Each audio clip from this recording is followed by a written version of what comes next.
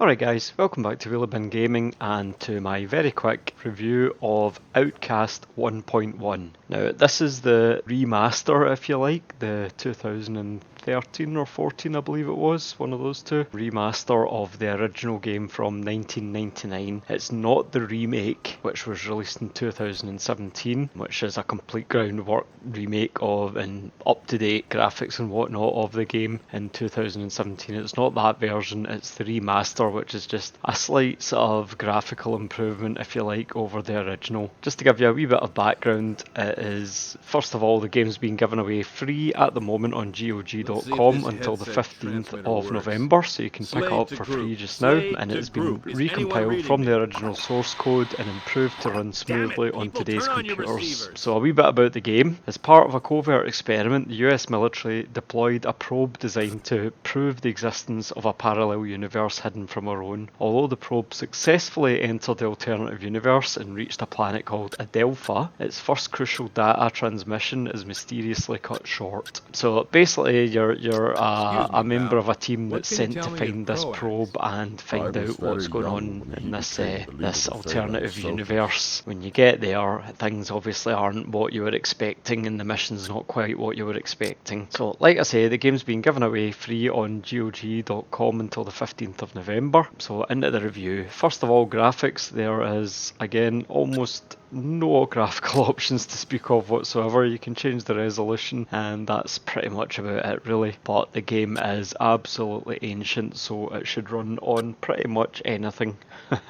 If you've got a potato, this will run it. It will run this, should I say. Sounds, I'm actually, even despite how old the game is, I'm actually quite impressed by the sounds. All the voice acting is really good, and everything's voice acted, absolutely everything. All your interactions with all the characters are voice acted and all the rest of it. Some sort of quite atmospheric music going on in the background as well, that's not bad. The sounds of the guns and the running and all that, that's all very dated and a bit mishmashy crappy, but generally, because the voices and the music's so good, I think the sound's actually one of the plus points about the game. Quite impressed with that, especially given how old the game is. Graphics wise, like I say, hardly any options, and a potato will run it, and that kind of tells its own story. The graphics are fucking horrendous. Really sort of blocky, bad textures, angular. The graphics are immensely dated. Absolutely immensely dated. Really bad. And the faces look like, I can't even say cartoon characters, they're just like flat, really bad child's paintings or something. That's not great graphics at all, yes, but given the age of the game, they were probably state of the art at the time. Right, on to the important thing, the gameplay. Right, I've got to say, when you first fire the game up, I was massively impressed. The start of this game, despite it being so old and the FMV graphics also looking so old and grainy and not great, regardless of that, it was a brilliant start to the game, brilliant introduction to the story. Really enjoyed it.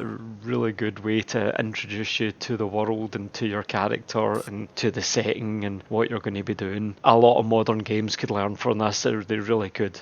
Fantastic start to the game, it really is. Then you get thrown into a very basic sort of, if you like, tutorial level on top of a mountain, nice wee safe pit where you can't get attacked or anything like that, where they take you through some basic tutorial guides, very basic. Doesn't tell you controls or anything, which is a wee bit annoying. I had to go and Google the controls to find out certain things, how to do certain things, but regardless of that, it's an alright start in that sense. It just sort of eases you into the game and gives you a nice safe area to get to grips with it before it sends you out into the big bad wide world. Once it sends you out into the big bad wide world, that's when the game starts proper.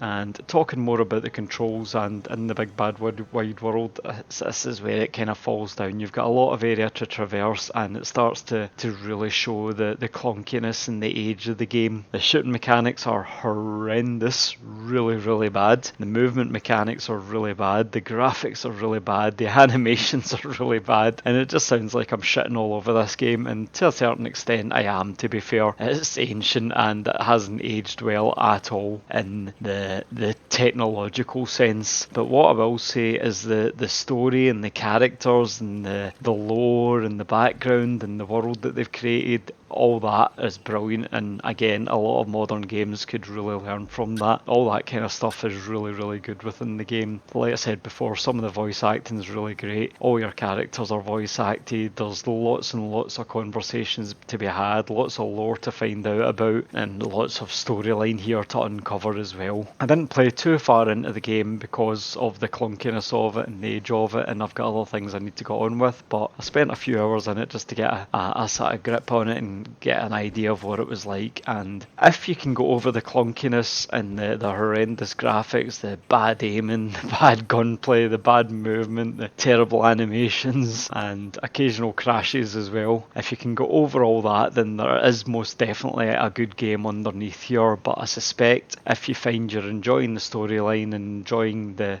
premise of the game, you're probably better off going for the 2017 remake, Outcast Second Contact. I've had a wee brief look at that, and that does look like obviously a much more up-to-date version of it, and without having ever played that, judging it on this game alone, I reckon that's probably a really good game to get your hands on and play if it's something that you find you fancy. But for a free game, this is definitely a good way to get a wee taster of the game and see if it is something you like. So again, like I say, just a really quick review. The game is free until the 15th of November. Might be a good idea if it's a game, if Outcast Second Contact's a game that has sort of grabbed your interest but you've never made the plunge and bought the game, might be an idea to pick this up for free, give it a blast for a couple of hours, see if the premise behind it, the lore behind it, the world and setting and whatnot are something that maybe appeal to you, and if they are, then go ahead and grab the better, more modern version of it. But as it is, on its own right, I'm afraid I've got to give this a no. It just is, it's not aged well at all. It's a shame, it really is, because all the lore and the story and whatnot behind it, and the game underneath it, the premise of the game underneath it are really good, and there's a lot of depth to it, etc. But just the way it's aged so badly, it looks terrible, it plays terribly. The game on its own right, I've got to give it a no, but as used as a demo to maybe buy into Outcast Second Contact, then it could be worth a couple of hours of your time. So I hope you enjoyed this really quick review, and as always, look out for more of the Epic Game Store free reviews coming, and other content that will be coming as well. I'm going to be doing a review of the Fanatec CSL DD wheelbase at some point in the next week or so as well, so look out for that one. Thanks for watching, guys, and I shall catch you in the next one. Hi there. Oh, the Yods have returned you from your sleep. I am pleased. Thanks. Now, about that Mon. I have waited for this moon since I was a small Talan to finally meet the Ulukai. Great. The Mon? Oh yes, the Mon.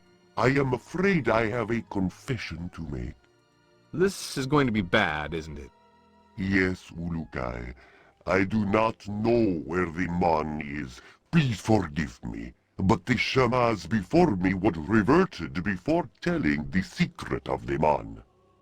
That's okay. It's what I expected with the kind of day I'm having. Wait, a Dalan named Narn has searched for the Mon for the past few moons. His friend was killed by Croax. Since he believes the stories about the Mon being a powerful weapon of the Yods, he is trying to claim it for himself. Has he made any progress?